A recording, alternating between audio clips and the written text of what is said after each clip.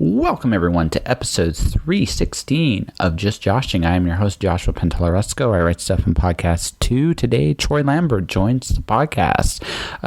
Troy was kind of cool. Like, he kind of stumbled into me, which was kind of nice. And we had a really good chat about his publishing, him getting writing full time, how he got into that, and a lot more. It was great. I'm kind of in a rush today. I've been doing an awful lot of stuff, trying to get some things ready. I'm planning on giving away something special for Christmas, but just on Christmas Day for each and every one of you.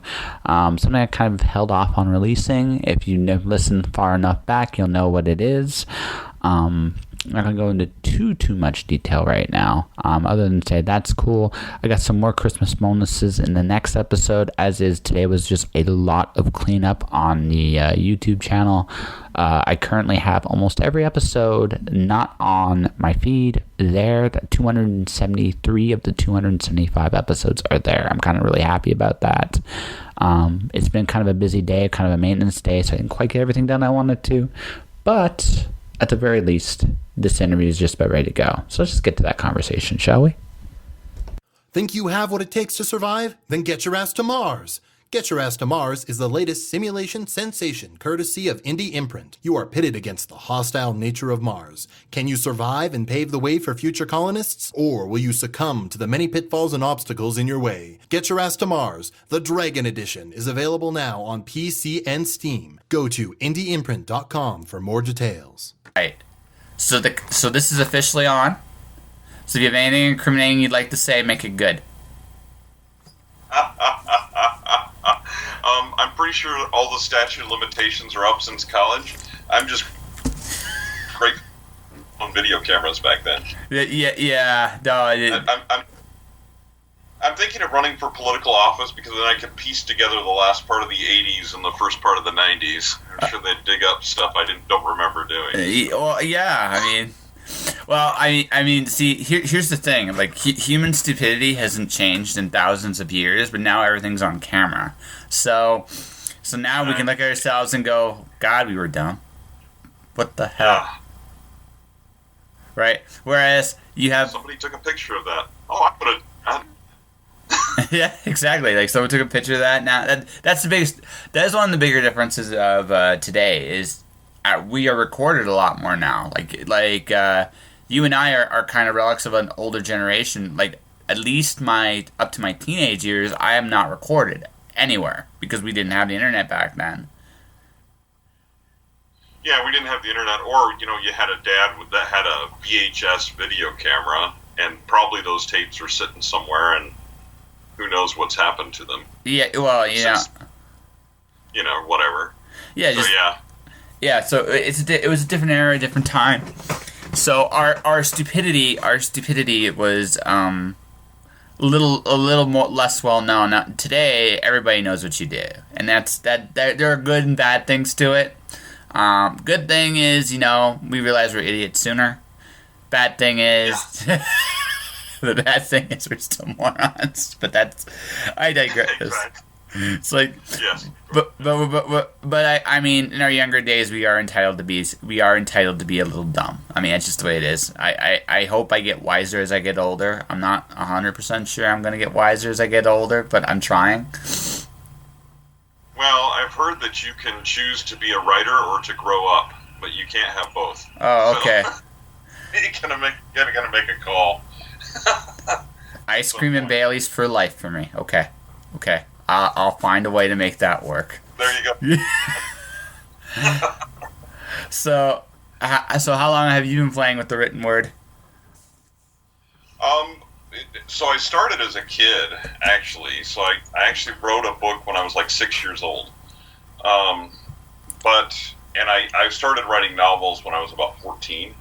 I knew I wanted to be a writer, but I tell people it took me 30 years of hairnets, name tags, and various careers to figure out how to make a living as a writer, and also that this is what I was built to do. I don't really have a choice. Other than being a writer, I don't work well for other people. Other than being a writer, it's tough for me to be employed for very long. So I've been playing around with it.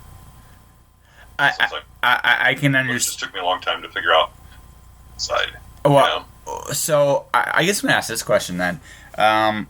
So if you knew you weren't really cut out to play well with others, which by the way, I'm not really cut out to play well with others either. I'm still doing it, but it's not as often as it used to be.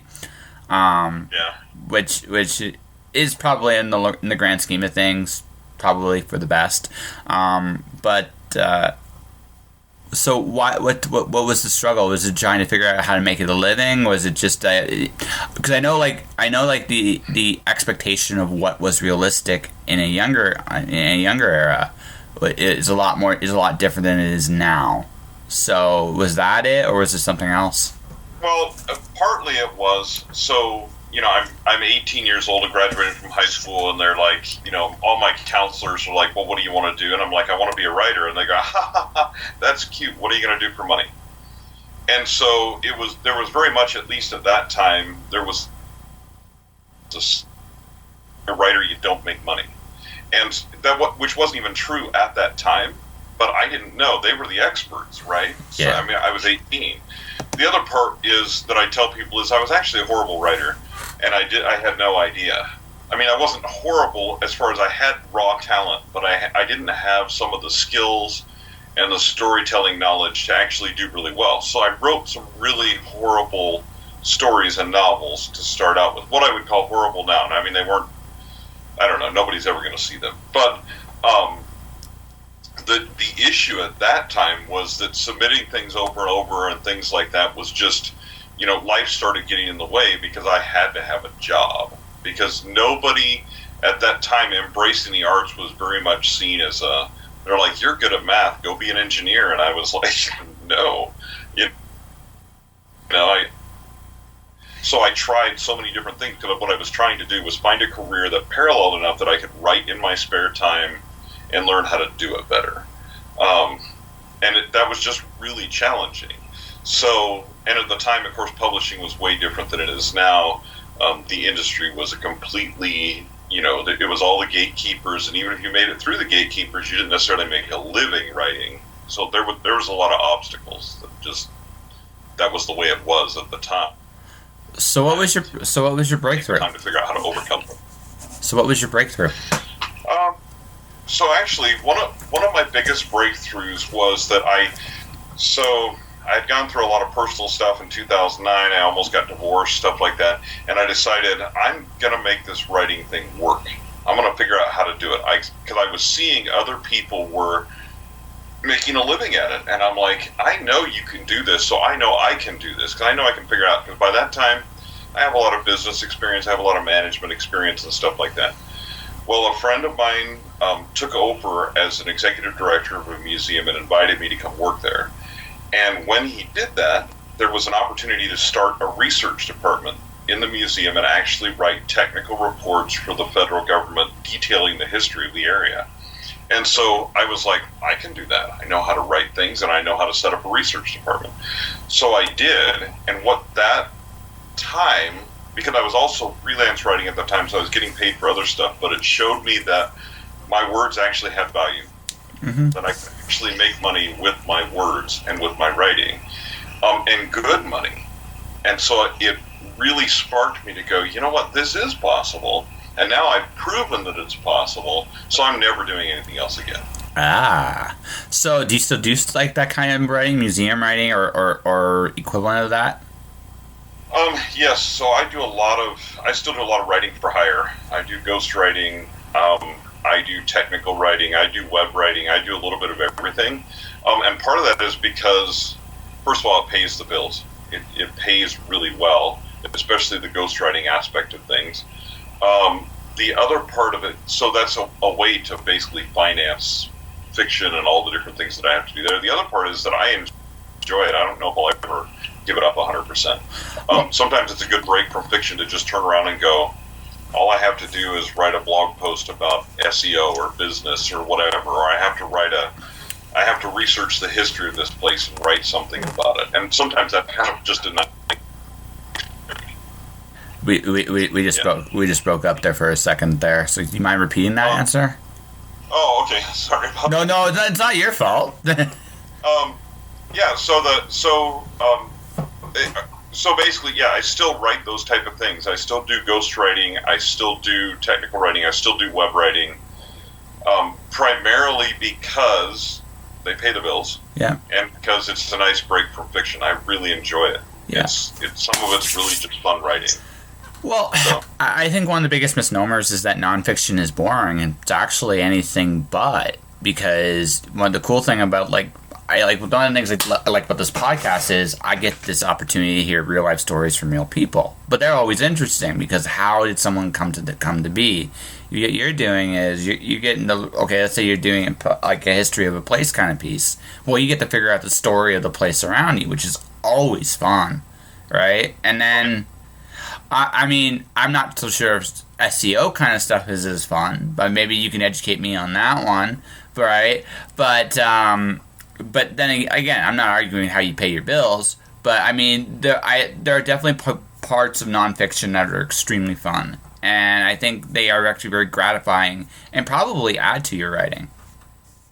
Right. Well, and one of the things about like SEO and business writing and stuff like that is, for me, so later this year I'm coming out with a book that's called Writing as a Business, Production, Distribution, and Marketing, because that's what it is. So my business background actually gives me a huge advantage when it comes to writing, because I understand SEO is important to writers. It's important that your website and your books and all that kind of stuff be found. Keywords, all these different things involved in digital marketing are really important. Well, I can write about that when it comes to writing, but I can write about it when it comes to a business too, because it's the exact same thing, just the field they work in. So for me, the business side of things is not only interesting, but the business side of things is one of the ways that you make yourself successful. I've become a rare bird, and then I'm a person who actually stays home and writes for a living. That's what I do. I don't have a day job. I don't do anything else. And one of the ways that I do that is by understanding the background and the business behind writing. And there's a lot of, when I tell people there's a lot of mediocre writers out there, mediocre books that are edited in a mediocre way that even have mediocre covers, but they're good business people and they know how to sell books, and so they're making a living. Which makes sense. I mean, ultimately, what we're marketing is ourselves. I mean, more so than even the books. It's about us showing who we are and what we can put out. And probably one of the biggest keys to the whole business is actually just showing you're reliable. Mm-hmm. Well, and that's the publishing industry always has been, and especially now.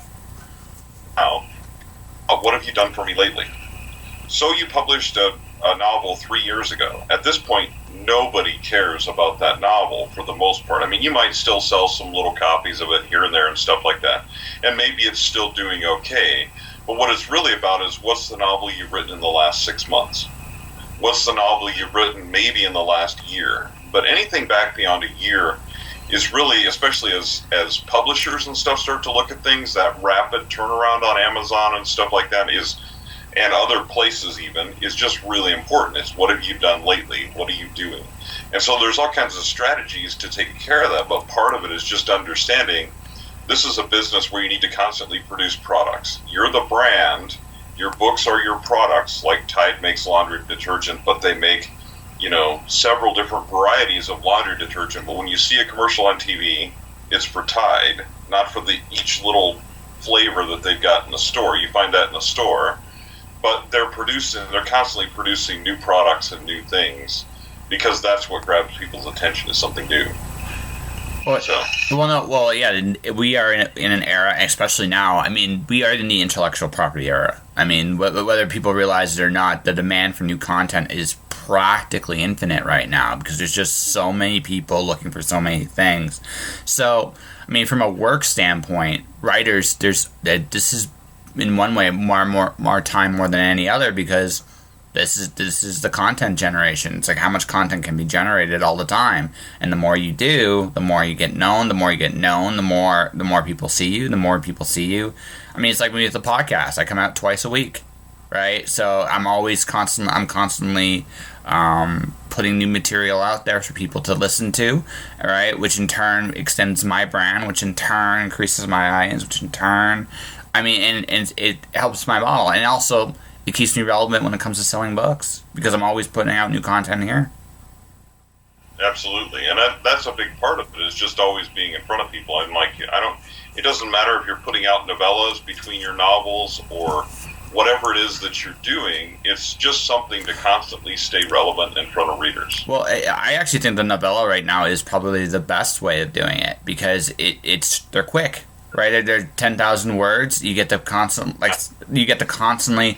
We can all churn out 10,000 words, right? We can all do that, and the thing is, we live in the age of the phone, and honestly, as far as that goes, right? The phone. I don't like reading a novel on a phone, but I don't mind reading shorter pieces on the phone, right? So I like something with a little meat. I'm on a train. I'm on a bus, or maybe I have to drive to work. I'm listening to my radio or something like that. I want something that's relatively quick. I think we're coming to the point where works on average are going to be a little smaller than they used to be. Not necessarily in a bad way, but because honestly, it's just the nature of how mobile people are today. Right, and it's people's attention span, and it's also it produces a desire for people to read what's next, because it's episodic. So it's binging, kind of like Netflix, only you're binging books, but they're episodic. So another writer and I are writing a series called Capital City Murders, and the idea behind it is basically 50 and 50. We're releasing 50 novellas in 50 months. This guy's traveling around to every state capital, this photographer, and every one he finds a mystery, right? And so it's a lot of fun, but it's already getting a lot of traction. We have people like, okay, what's next? Because they're short novellas, so they're like, I've already read it. Is it next month yet? Yeah. Where's the next book?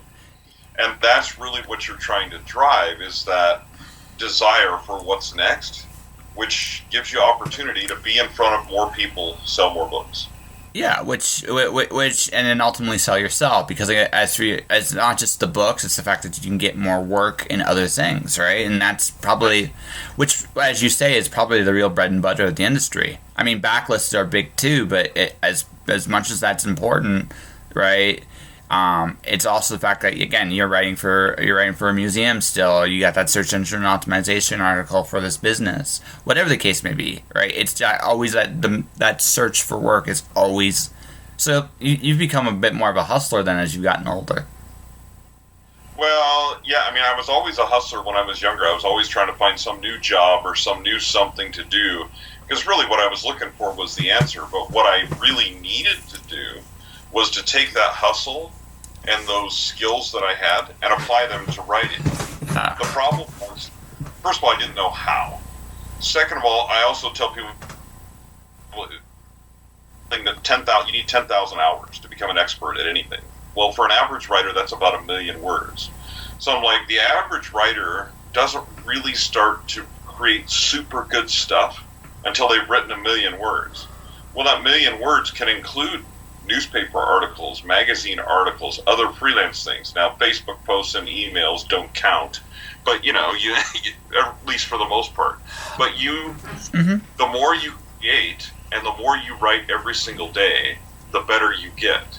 The better you get, the faster you get. The faster you get, the more product you can sell. So it turns into like it's a machine, but as far as what is it that I do, what is it that I can do, and what do I do?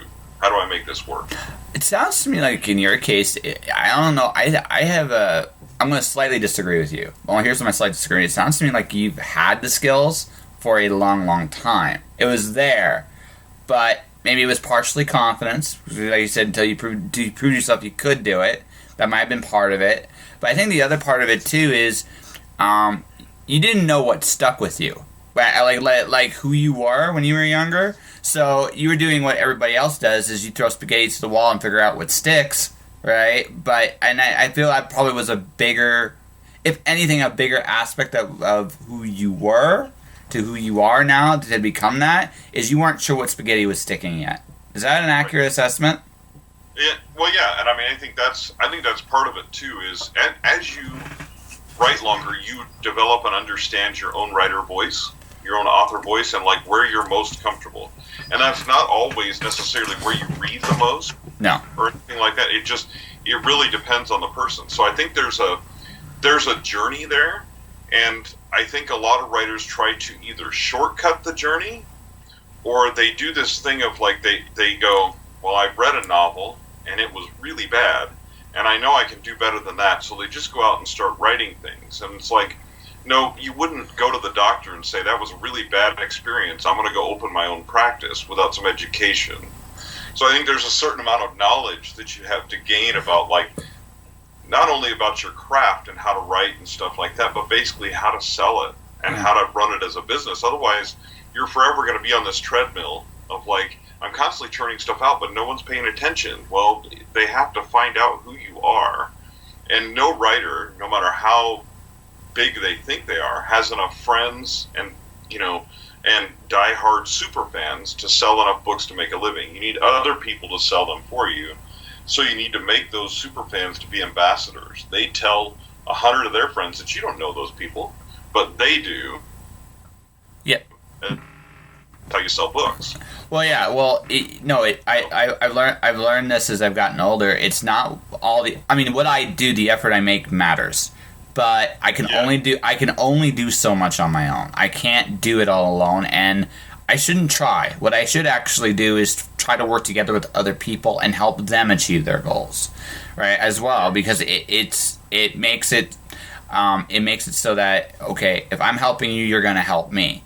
And the chances are, right, even if not everybody helps me the exact same way, I'm going to get farther along my own journey this way, just by, how can I help you? You're helping me, and we're working together to accomplish a goal. Almost like putting a mastermind group together, if that makes sense, right? Oh, for sure. Because I mean, like, what I do is, like, when I'm producing books, people are a lot of times are like, well, man, you're so good at all this different stuff. Is there anything in the publishing industry you're not good at? I'm like, yeah, there's a lot of things in the publishing industry I'm not good at. I don't do those anymore.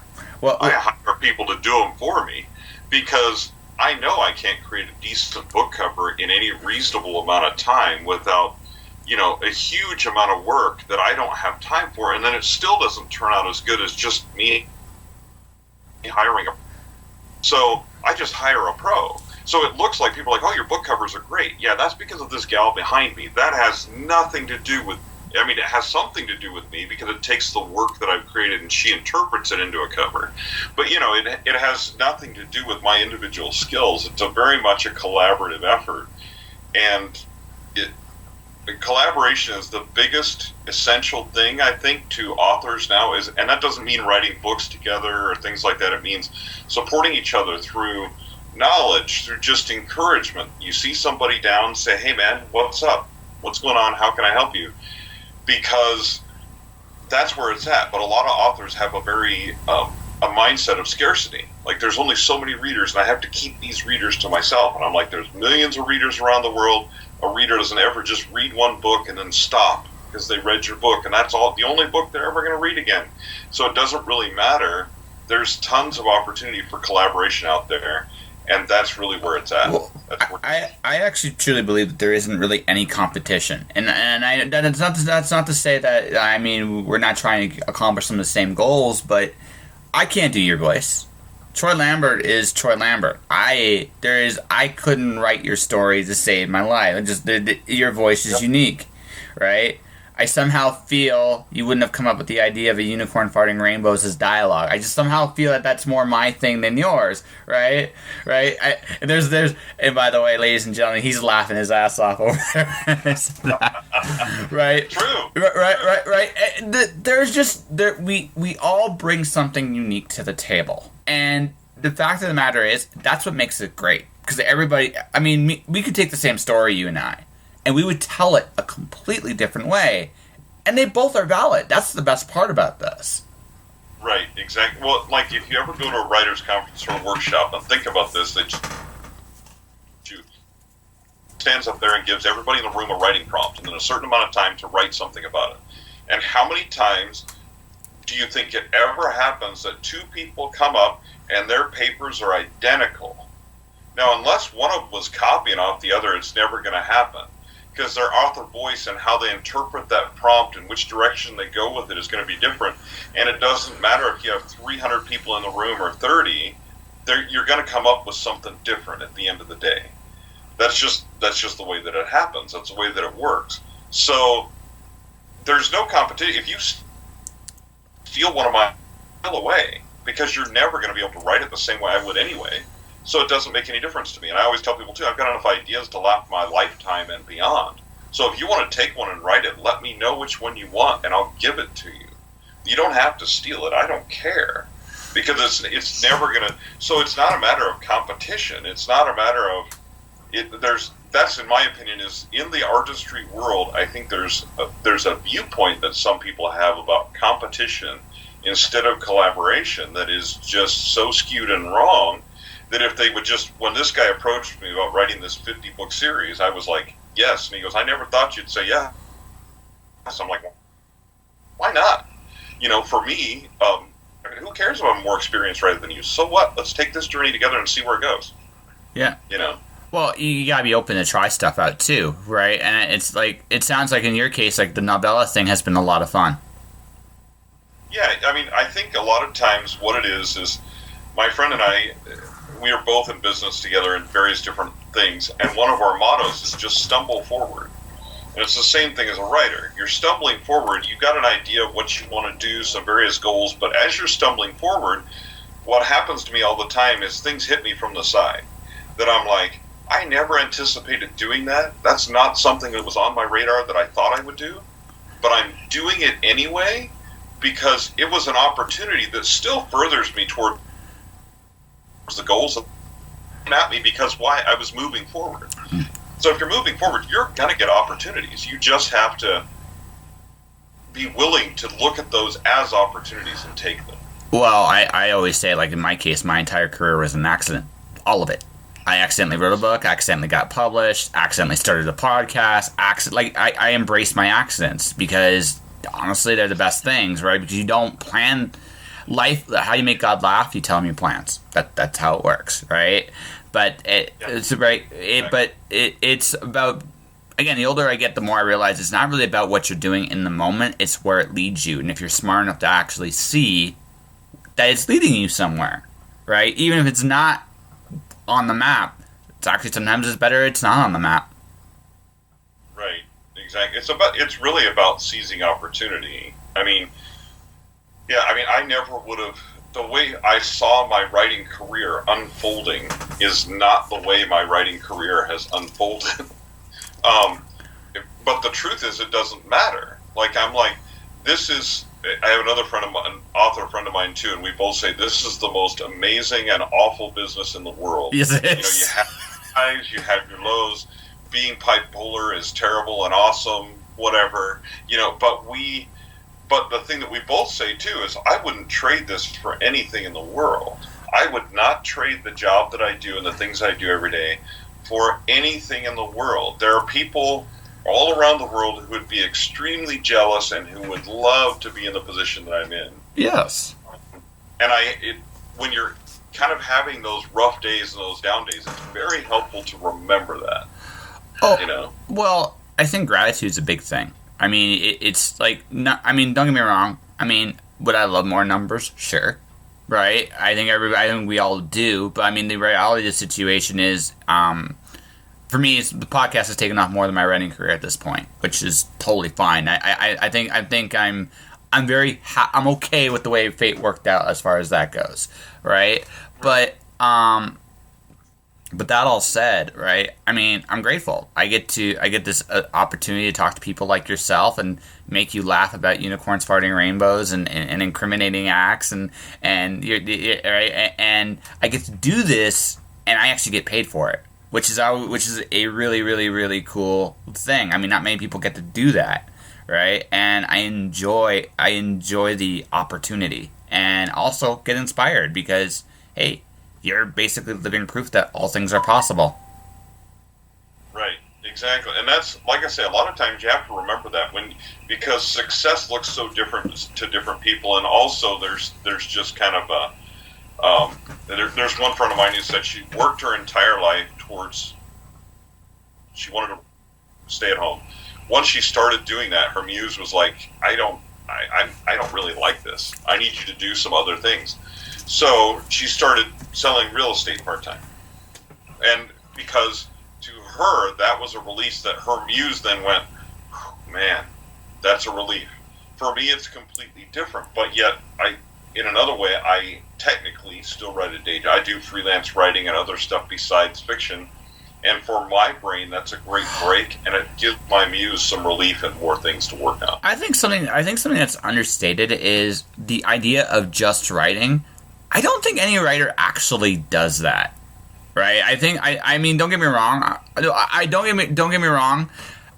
I'm not saying like, again, you write for a living and that's your income. I'm not saying that. What I'm saying is, you're doing other things as well all the time. Sometimes, again, like I said, you're a hustler. You put your name out there in different ways. You do other things, but you got hobbies too, and you do other things you like that you need to do to be creative. This idea that, hey, I'm free to be creative all the time. I mean, yeah, that's great, but honestly, that creativity needs to express itself not just on the keyboard, but in your life experiences as well. And you know, I may always have some kind of day job. I'm okay with that, right? I'm okay with that. But the question is, am I doing what I want to do? And is that possible? Yes, it totally is. You just have to work your way towards it. Absolutely. Well, that's the other thing is, like, so being a full-time writer also means there's a lot of book marketing. There's a lot of, and even if you're hiring other people to do these things for you, you still have to manage them.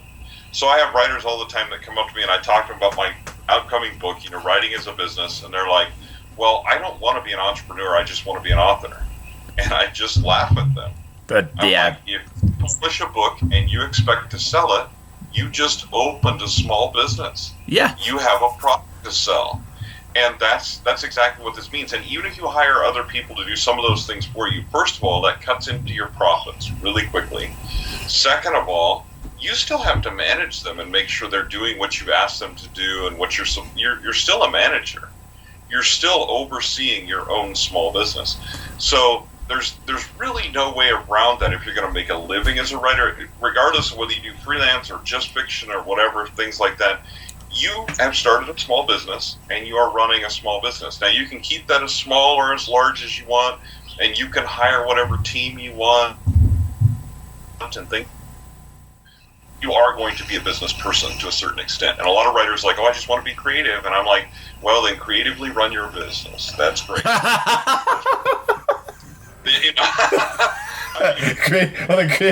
No, it's like, well, actually, it's interesting to me because I find that one of the things I'm noticing, because I've interviewed a lot of very successful authors in traditional publishing. I've interviewed a lot of people that it's amazing the business acumen they all have. It's actually incredible to me how savvy they are on the business end of things. The discipline they put in day in and out is admirable. The fact that they think in those terms is like, this is something that's very relevant to this industry. It's almost, like I said, it made me think that maybe like for my next day job, just as an experience, work in a bigger corporation, work in a business, just to see if I can get skills, even if it's not forever, to acquire those skills to do what I need to do for me personally, because it seems like that is a very common thing, if that makes sense. Well, I think that it is, and here's one of the reasons why is, even if you have a publisher who does a lot of marketing for you, you are the number one ambassador for your book because you are the world's leading. Nobody else wrote it.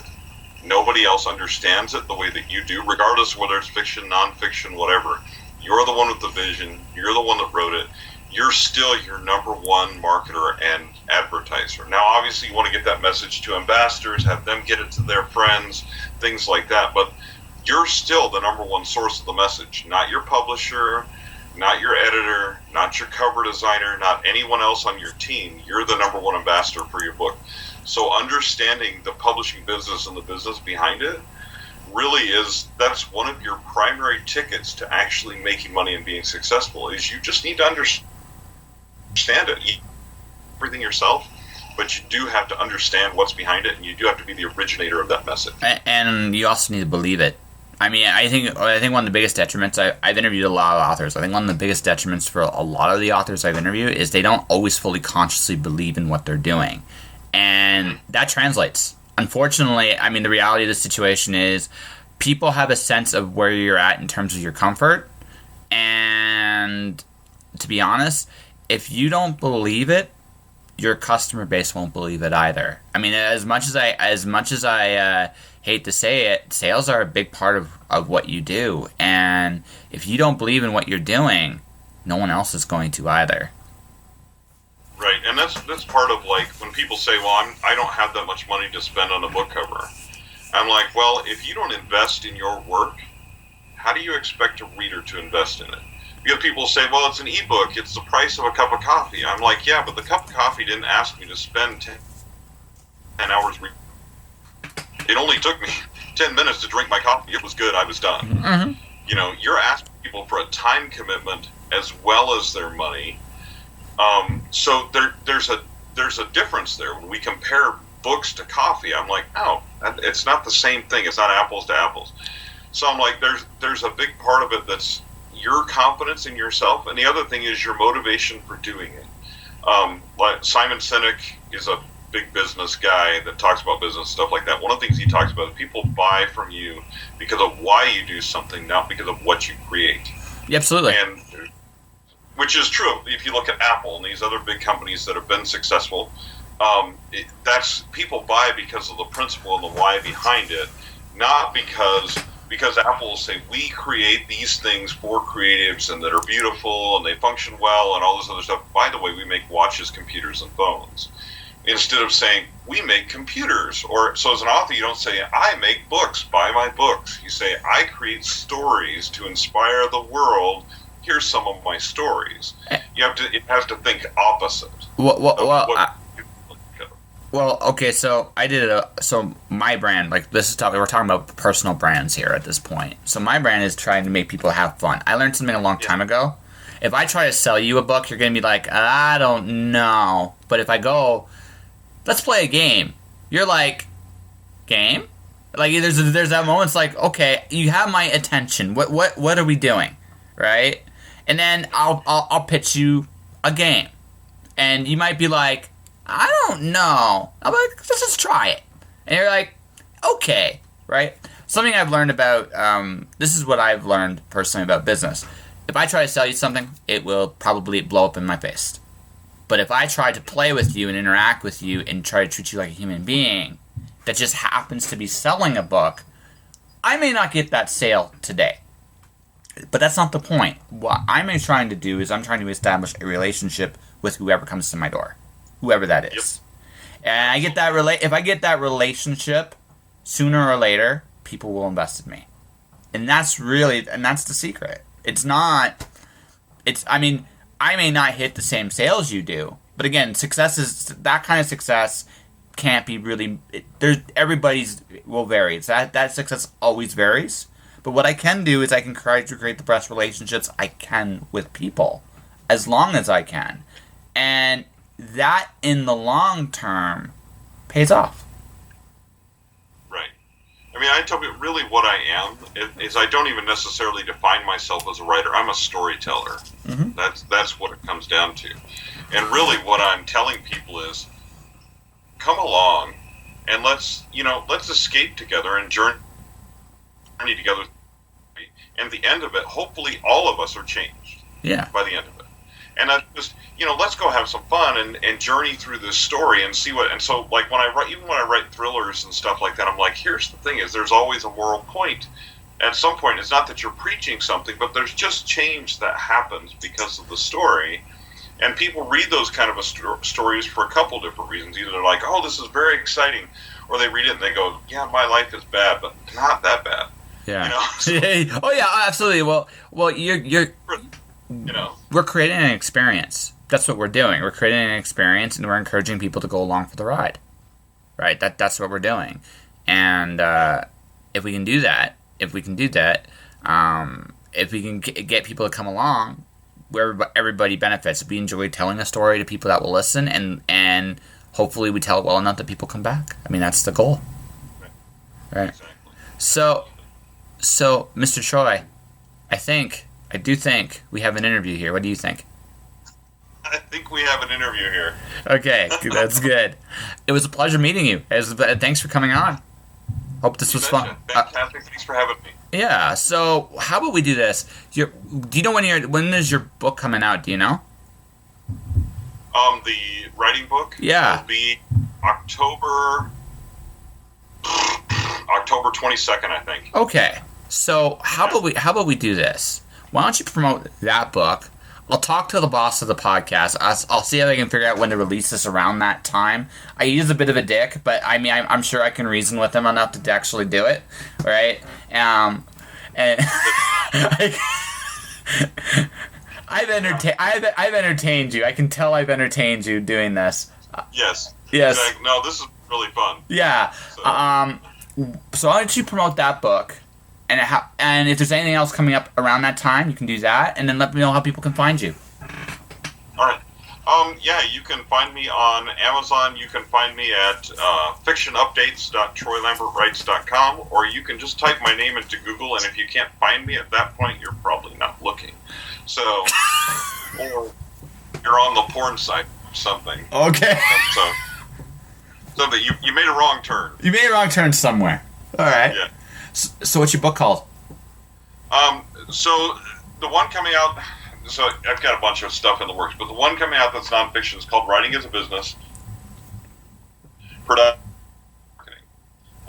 And so it basically breaks it down, Business 101. Any kind of business that you have is production, distribution, and marketing. But many indie writers never actually fully finish the production process, which is essentially, you've got to produce not only the contents of the book, you've got to have it edited, formatted, you've got to have a good cover design. All those different aspects go into the production of a book so that you have a product to sell. And then distribution, many indie authors also stop with Amazon. On Unlimited, and there's my distribution. And I'm like, what about print? What about audiobooks? What about all the other different marketplaces, especially around the world, where they don't use Amazon as much as we are dependent upon it in the U.S.?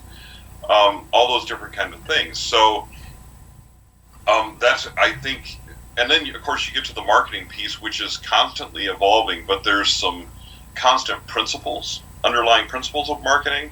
And so I try to hit on the high-level parts of those rather than going, you should promote your book on this website to this newsletter type thing, because that's going to change in 6 months. Yes. So it'll be out October 22nd? It'll be out October 22nd. Yeah. Okay. I'm really excited about it. It has been a long labor of love, especially the marketing section. So, but I'm really excited about. Basically, what it does is it enables me to help writers that I can't actually sit down and talk to, but I can tell them these principles through a book. Which is really cool. Lastly, Instagram or Twitter? Do you have either one? Instagram is @TLambertWrites. That's Twitter is @TLambertWrites. Instagram is @AuthorTroy. All right. And then you can find Facebook and even the new MeWe platform. I'm on there somewhere. All right. So. Cool.